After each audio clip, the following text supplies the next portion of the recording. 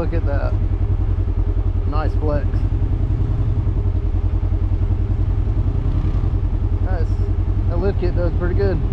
I heard something popping right then at full droop. We need to set up some limit straps. Yeah. When it got full tilt like that, you can hear it popping when I heard the axle binding a little. Probably. That's all right. We'll just set up. We'll just do the same setup I did. That's what I was kind of afraid of. I said that's what gets them. That's the whole problem. These lifts. Just don't be full lock and rip on the throttle. You'll be all right.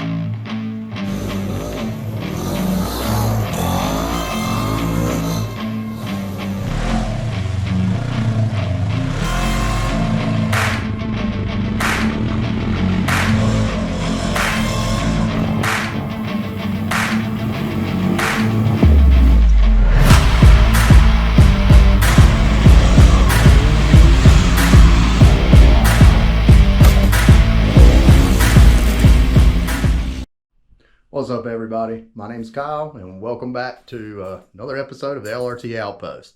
Now, actually, what we're doing is getting some of my camera equipment together. We're going to shoot over to our buddy Taylor's shop. We're going to put some limit straps on his Razor. If you haven't watched our last video, we took our Razor 900 builds to an off-road event and just kind of gave him a little shakedown run. Overall, pretty good. Had a little bit of kinks we had to work out on mine. I'll do a tag to that video.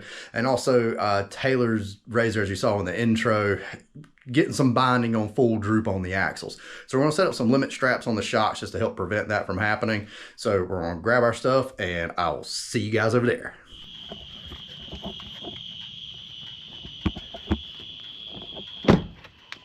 Is he in here? Go! Oh, what up, dog? I can't believe we had to go to 3 different Lowe's to get all that. Never fails. To get 8 bolts. I didn't mention that in the intro, but I went to a Lowe's, found 3 bolts. Taylor had previously gone to a Lowe's, found 1 bolt that would work, and then had to go to another town over and get 4 more to get enough bolts to actually do the limit strap setup that we're about to get into. It just never fails. Right before a ride, you just try to do a couple little small things and it ends up just being a whole fiasco. Just to kind of show the purpose, we're now at full droop here. Limit strap's not set up. Limit strap on this side, full droop, and we got another couple inches. So that helps. One, shock not bottoming out can damage the shock that way, and also axle bind. So once these things droop, these axles get at a crazy angle and they'll bind in the cups, and you apply a lot of pressure, get them in a bind, and then they pop and break. So limit straps keep them from getting to so much of a droop to where you get in that danger zone, basically. All right, so to get started setting up your limit straps, you just need to know basically the length that you need. So to do that, you're going to measure from eye to eye on your shock at full droop, and do front and rear. Luckily, Taylor already did this on his, and they're the same eye to eye length. And I think probably this the case for a lot of them, but again, your XPs and stuff with the trailing arms, they're probably going to be different. So just be safe, measure all 4 to make sure you get the correct length. And you're also generally, rule of thumb, you're going to get 1 inch of stretch out of the strap every 12 inches of strap.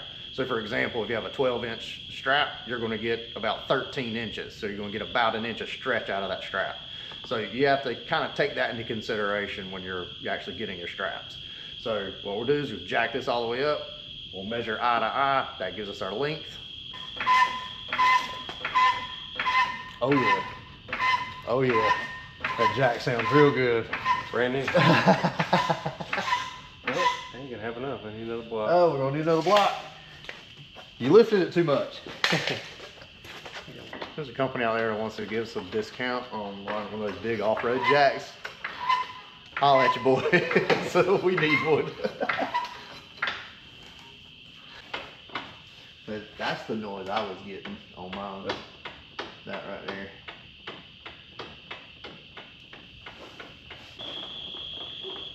That's the noise I hear too when I'm driving it. You're going kind of like slow and you turn, about chugga chugga chugga chugga.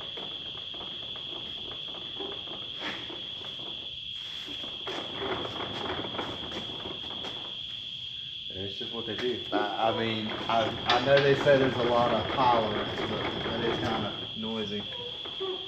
I don't know, man. Mine does the same thing. Find out when it's a problem, I guess. What are you gonna do? What are you gonna do? Ride it. That's what you're gonna do. I'm gonna send it. All right. So yeah, about 22 3/8. 3/8. Yeah, one of them was 22 3/8.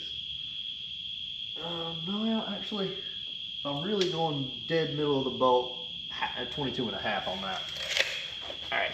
So you're gonna get about an inch of stretch per 12 inches of strap. So basically, we just get 20-inch straps. All right, so we're cutting back to the outpost for just a second, just because I thought it would be a good idea to just throw in a little clip of me actually measuring my limit straps that I set up. I bought the same length as Taylor, 20 inches total. Supposedly you're supposed to get, and I think it's supposed to be a rule of thumb, about 1 inch of stretch per 12 inches of strap. So you should be getting about 1.5 inches-ish, maybe 1 3/4 at 20 inches, somewhere around that neighborhood. Now I have had my straps for quite a while, so they should be good and stretched out by now. So let's measure them and see how much they actually stretched out. So I have the razor, just the front end jacked up, and so that way there's weight on it, so we'll get the full stretch effect. My bolt, or the middle of the bolt, to the bottom. We're right at 21 inches. So apparently I only got 1 inch of stretch. And I would assume that that would probably vary between manufacturers too, how they're sewn, the material they use, et cetera, et cetera. So just kind of keep that in mind. You don't want to only measure for how long you get to full drop. Your goal is to keep it from getting the full drop. So you have to go a little shorter than what you think you need to factor in that little bit of stretch that you may get. Now we're going to teleport back over to Taylor's shop and finish the video. Okay, so all we're doing, Taylor just alleviated some of the pressure off the bolts, slide them out. Blah, blah, blah, blah. Can't talk. So Taylor just drooped it back down so we could get the old bolts out.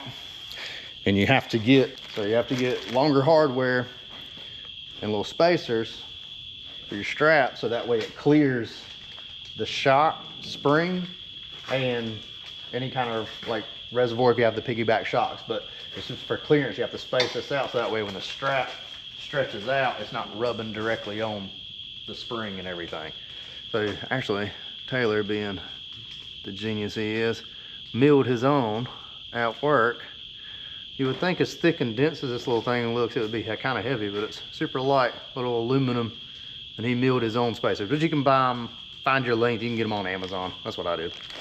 We went with 1.5 inches, and you go to your local Lowe's, maybe 3 of them like we had to do if you're from around here, because they never have enough stock. Yeah, 3 different Lowe's for 8 bolts. So all we're gonna do is slide it out.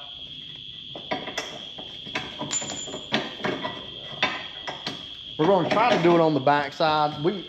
I do mine on the back side here, that way on the rears, his front set up, he's got them tucked in towards the inside of the vehicle. So that way we didn't want the strap hanging out this way and possibly getting hung up on anything. Should have enough clearance. So limit strap's going to come this way. And all we do is just slide that spacer, and we'll get the strap here in a second. But it may like touch the control arm, but there's really nothing here for it to bind or get into. It's going to be secured down there, so it can't like really get caught up or anything, so we should be okay. Okay, so Taylor got these nice little, oh yeah, snip that off for me, buddy.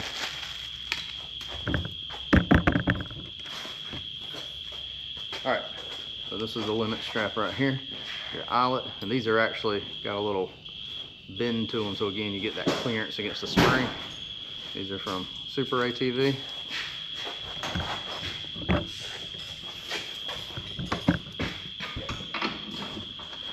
All you do is spacer, strap, bolt, and you do the same down at the bottom. But what you gotta do is we're gonna have to compress these back down, get the weight of the vehicle back on it so we can actually reach. We won't reach it first, but just have to finagle it. This is the front setup here. Strap actually in place, right there.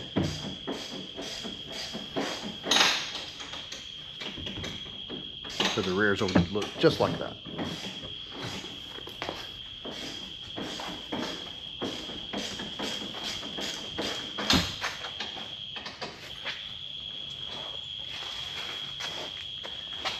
All right, now we gotta get the weight back on these things so we can get the bottoms hooked down.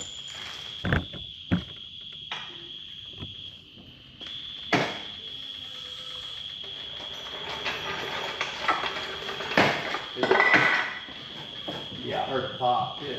I don't know what that is.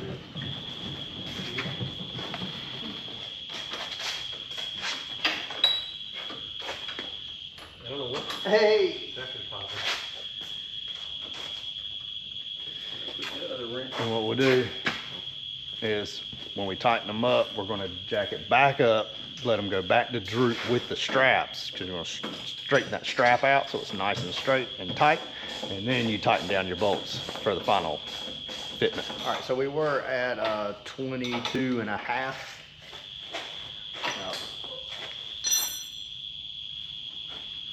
Now we're right at about 20 and a half.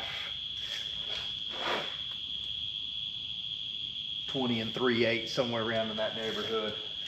So once we get that inch and a half or so of stretch, we should have about somewhere around 3/4 of an inch-ish of leftover that we're not going to be bottoming out.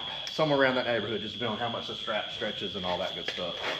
So that's good. We're right on that cusp. We want to try to get as much articulation as you can out of it without just banging out full droop. So a little bit of cushion room is nice, but like I said, you don't want to restrict your actual travel or anything.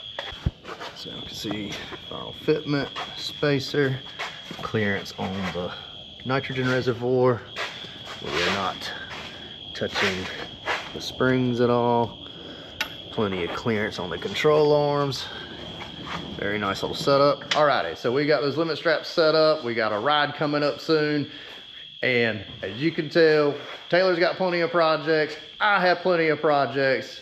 I know we've been doing a lot of side-by stuff lately, but we like anything that runs off of go-go juice around here. So if you like that sort of thing, make sure you hit that subscribe, hit that like. I appreciate it. It really helps the channel out. And we'll catch you guys in the next one.